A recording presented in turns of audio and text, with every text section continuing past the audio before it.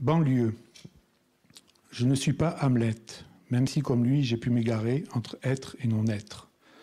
Je ne suis pas non plus Thomas Eliot qui, n'étant lui-même pas Hamlet, errait pourtant fièrement sur les routes de la grande littérature anglo-saxonne, courbé sous le poids des prix et de la renommée.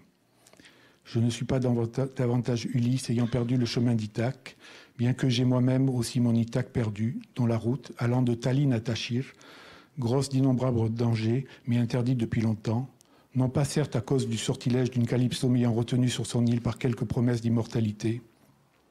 Enfin, malheureusement, je ne suis pas plus Joyce, ce qui est bien dommage, car tout le reste se passerait quelque part au centre du monde, dans un lieu confortable, sur des routes bien aménagées, dans la foule des gratte-ciels illuminés, où les ascenseurs ne tombent jamais en panne, où les bus circulent sans problème, où chacun chez lui allume et éteint lui-même le courant au lieu d'un quelconque employé de Suède Energo.